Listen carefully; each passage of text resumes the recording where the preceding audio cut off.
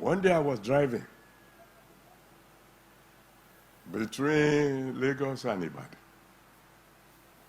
And Daddy began to speak to me. Well, I've told you I'm not a prophet.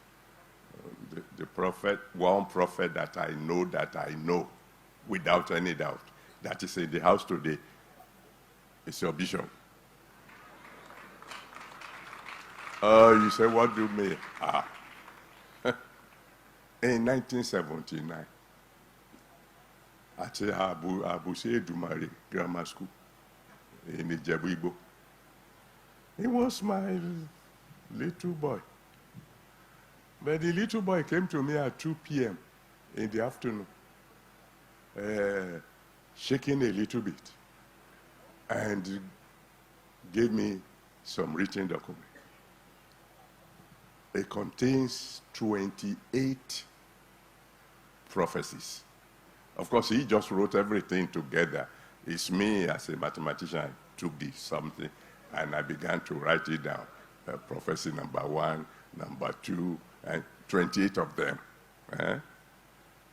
Talking about unbelievable things, about the future of my ministry. Of the 28, 27 had come to pass.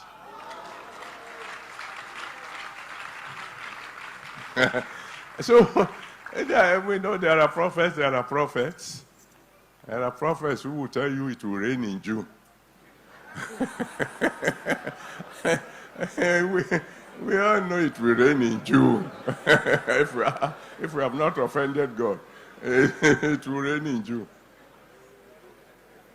1979. One by one. Incredible things. 27 of them had come to pass. I'm waiting for the 28th. So if I'm looking for a prophet, I know where to turn. I know.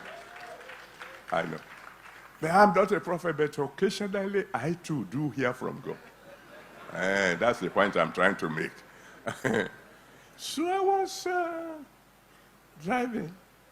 And suddenly God began to speak to me and said, son, do you remember one convention you had? And a woman from Ijebu-Igbo came to the church. And all of a sudden, she ran out of the church and began to call on the fellow who brought her and said, Mama Lagbaja, I want to go home. Bring my bag. And the friend said, why do you want to go? I want to go. Okay, if you want to go, come and take your bag yourself. He said, no, I can't come. He said, why? He said, there's fire there. And then God said, do you remember a situation when you were preaching in Ilorin? And there was a woman who ran out of the church. The ushers followed her, and they said, well, what's the problem? He said, she had been demon-possessed. She'd been looking for a way to be free. And then she came to the church, and while the pastor was preaching, her dress caught fire. I said, I remember. And God said to me, son, when was the last time you saw that kind of manifestation, raw manifestation of the power of God? I said, Lord, you know we are big now, and there are all manners of testimonies, you know, big ones, dead people rising, etc. He said, son, you are not answering my question. When was the last time you saw fire? Naked fire. I said, Daddy, I'm sorry. It's been quite a while. He said, do you want your fire back? I said, I will do anything. Anything. I will pay any price. I believe God is talking to someone. So he told me what to do, and I did. It wasn't long after that.